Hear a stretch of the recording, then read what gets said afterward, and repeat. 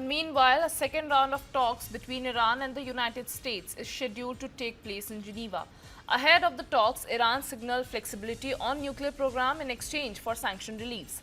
Iran said that a deal must deliver economic gains for both the sides. Earlier, Iran had threatened to strike US bases in West Asia if it is attacked by the American forces. But now it seems to have taken a conciliatory line.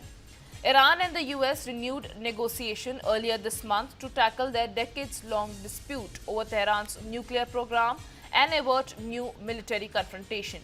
The US has dispatched a second aircraft carrier to the region and is preparing for the possibility of a sustained military campaign if the talks do not succeed. Meanwhile, images of the USS Abraham Lincoln carrier strike group sailing and flying in formation have been released as the United States prepares for the possibility of sustained weeks-long military operations against Iran amid diplomatic negotiations. Officials say preparations are underway in case Donald Trump orders military action. The disclosure significantly raises the stakes for diplomacy currently underway between Washington and Tehran.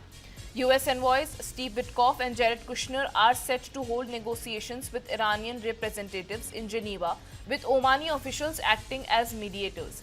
US Secretary of State Marco Rubio said that while President Trump prefers reaching a deal with Tehran, achieving such an agreement would be very hard to do. The U.S. military is preparing for the possibility of sustained weeks-long operations against Iran if President Donald Trump orders an attack in what could become a far more serious conflict than previously seen between the countries.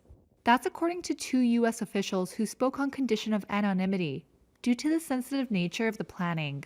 The disclosure raises the stakes for the diplomacy underway between the United States and Iran.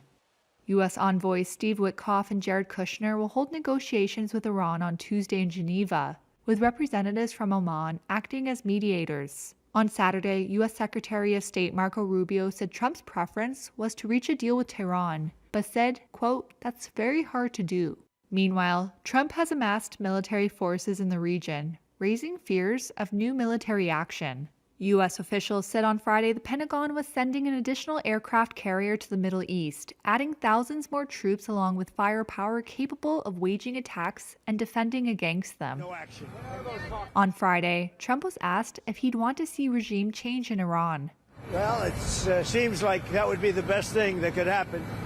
For 47 years, they've been talking and talking and talking. In the meantime, we've lost a lot of lives. Trump has long voiced skepticism about sending ground troops into Iran, and the kinds of U.S. firepower arrayed into the Middle East so far suggest options for strikes primarily by air and naval forces. Asked for comment on the preparations for a potentially sustained U.S. military operation, a White House spokesperson said, quote, "President Trump has all options on the table with regard to Iran." The Pentagon declined to comment. In a sustained campaign, the U.S. military could hit Iranian state and security facilities, not just nuclear infrastructure, one of the officials said, who declined to provide specific details. Experts say the risks to U.S. forces would be far greater in such an operation against Iran, which boasts a formidable arsenal of missiles. Trump has repeatedly threatened to bomb Iran over its nuclear and ballistic missile programs and crushing of internal dissent. Iran's Revolutionary Guard has warned that, in case of strikes on Iranian territory, it could retaliate against any U.S. military base.